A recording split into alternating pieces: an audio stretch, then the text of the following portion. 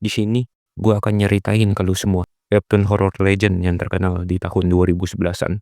So, langsung aja ke ceritanya. Aku masih ingat kejadian malam itu. Aku baru saja selesai les dan pulang melewati jalan sepi di daerah Bongchongdong.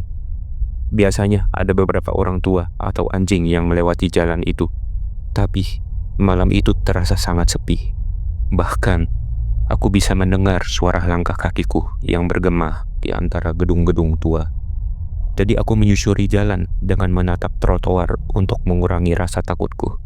Sampai aku melihat siluet bayangan dan suara langkah kaki yang tak sinkron dengan langkahku. Aku coba memberanikan diri untuk menoleh, dan di sana aku melihat ada seorang wanita yang berjalan di hadapanku. Tapi rasanya ada sesuatu yang aneh dari wanita itu.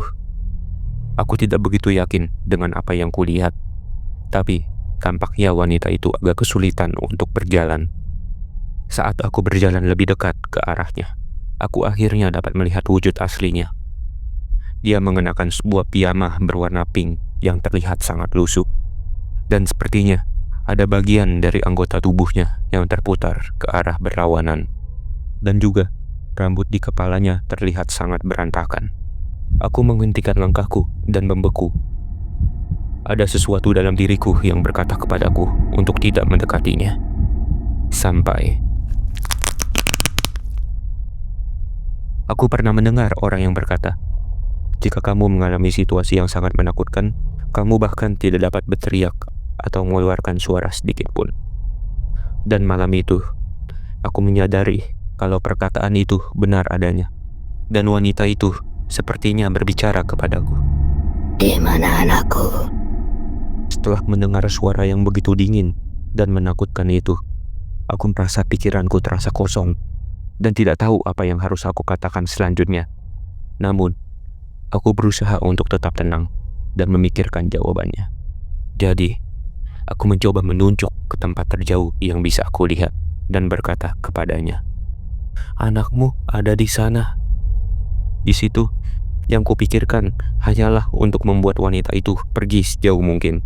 Dan akhirnya, wanita itu pergi berjalan jauh dan semakin jauh ke arah yang kutunjukkan, hingga ia hilang dari pandanganku. Pada saat itu, aku merasa sangat ketakutan, hingga ketakutan itu menguasai diriku. Aku tidak ingin bertemu dengan wanita itu lagi. Jadi, aku memutuskan untuk berjalan ke arah yang sebaliknya. Satu-satunya di pikiranku sekarang hanyalah pergi ke tempat yang ramai, sampai aku mendengar kembali suara wanita itu yang berteriak dari jauh. Dia tidak ada di sini. Setelah itu, aku kehilangan kesadaranku dan tidak tahu apa yang terjadi setelahnya. Yang ku tahu hanyalah tetanggaku yang menemukanku pingsan di trotoar dan membawaku pulang ke rumah. Cerita diakhiri dengan sebuah panel berita yang menyebutkan bahwa terdapat wanita berusia 33 tahun yang mengakhiri hidupnya dengan melompat dari atas apartemen di wilayah Bongchondong.